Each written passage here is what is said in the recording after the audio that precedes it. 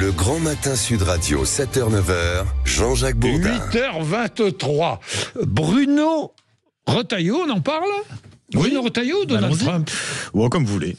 L'un ou l'autre. C'est pas la même chose. On commence avec Bruno Retailleau, tiens. Allez, qu'est-ce qu'il dit ? Pour Bruno Retailleau, tenez, le Rassemblement National est très à gauche. C'est ce qu'il dit. En tout cas, très à gauche du point de vue économique. Il l'avait dit sur Sud Radio. Il l'a redit. Je me souviens, il avait dit Marine Le Pen est une femme de gauche. Il avait dit sur Sud Radio. Il s'est répété sur CNews. Oui, selon lui, le Rassemblement National est très à gauche. On l'écoute. Je pense que le Rassemblement National est très à gauche. Je pense qu'on ne peut pas... Sur quel sujet ? Sur le sujet économique. Lorsque, par exemple, j'avais fait voter au Sénat les 15 ou 17 heures de contrepartie du RSA, parce que je pense que les allocations sociales ne sont pas des dus. Voilà, et que quand on veut remettre les pieds à l'étrier des gens qui sont très loin de l'emploi, il faut plutôt, au contraire, les accompagner dans l'activité. Voilà, Marine Le Pen avait voté contre. On n'est pas du tout sur la même logique. Et je pense, moi, que si demain, on veut retrouver une France puissante, souveraine, eh bien, la souveraineté, c'est aussi le relèvement économique. Oui. Au RN. Il a raison, Bruno Retailleau, parce que Marine Le Pen est, on va dire, très étatiste. L'intervention de l'État à tous les niveaux.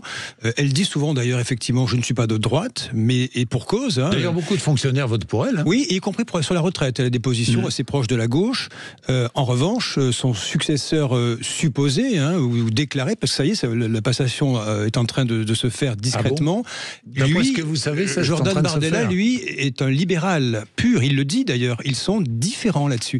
Le Jordan Bardella est plus compatible avec la droite républicaine classique aujourd'hui sur ses positions libérales. Et d'ailleurs, on l'avait vu, rappelez-vous, au moment de la dissolution de juillet, on avait vu Jordan Bardella beaucoup plus pro-business, modifiant énormément de points du programme, en allant draguer les grands patrons, en disant mais bien sûr, nous allons attendre un peu avant de revenir sur la retraite. Sur la retraite, ils ne sont pas clairs quand même. Non, toujours pas clairs. Non. Et la passation est en train de s'organiser. Ce que voulait faire le RN sur la retraite. Oui, la passation s'organise. Que Jordan Bardella, je suis pas sûr qu'il comprenne beaucoup.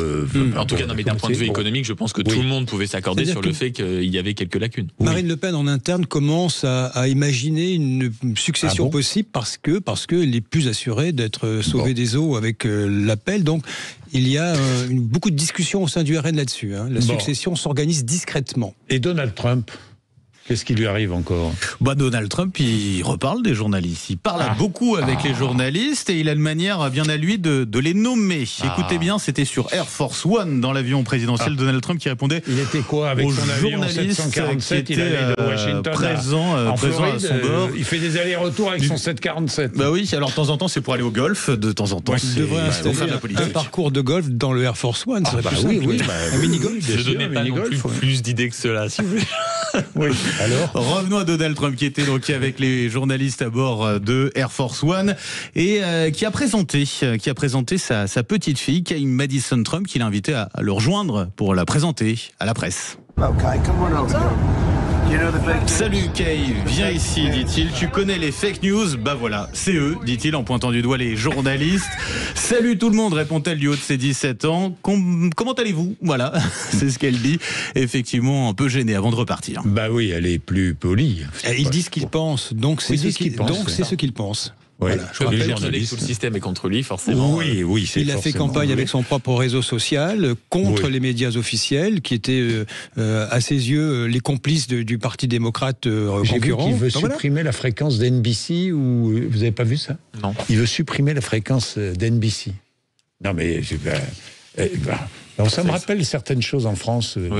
Des fréquences supprimées, une phrase et des protestations de ceux qui supportent Trump. D'ailleurs, c'est assez amusant. Je dis ça comme ça. Non, bien sûr. Petite. Il avait déjà une phrase très amusante pendant la campagne sur CNN qui perd énormément de téléspectateurs depuis plusieurs mois. Il avait dit mais apparemment, ce qui m'arrive, j'ai jamais été aussi bien élu, c'est fantastique. J'ai demandé aux téléspectateurs de CNN, mais personne n'a pu me répondre parce que plus personne regarde cette chaîne. Donc il y a vraiment une lutte engagée contre quelque chose. Le problème, c'est que maintenant CNN remonte. Oui. Évidemment. Mais l'opposition, les démocrates savent plus quoi faire. La protestation remonte. CNN remonte. Les chaînes de télévision, c'est. Et il a de nouveau ciblé CNN d'ailleurs en conférence de presse l'autre jour à la Maison Blanche en disant on commence pas par les journalistes de CNN parce que de toute façon à CNN ils sont dans l'erreur. Voilà, tout simplement. Comme ça, c'est simple. Voilà. Finalement, faut supprimer les journalistes, les conférences de presse et tout. Oui. Faut gouverner seul pour pas s'embarrasser de la presse. Supprimer les médias. Pas s'embarrasser des journalistes. C'est ce qu'ils sont déjà fait en supprimant certains journalistes du pool presse de la Maison Blanche. Donc oui, c'est vrai. Allez, 8h28. Clément Beaune est avec nous dans un instant. Clément Beaune, le nouveau haut commissaire au plan. Et tout de suite, le rappel des titres de l'actualité avec Laurie Leclerc. Laurie.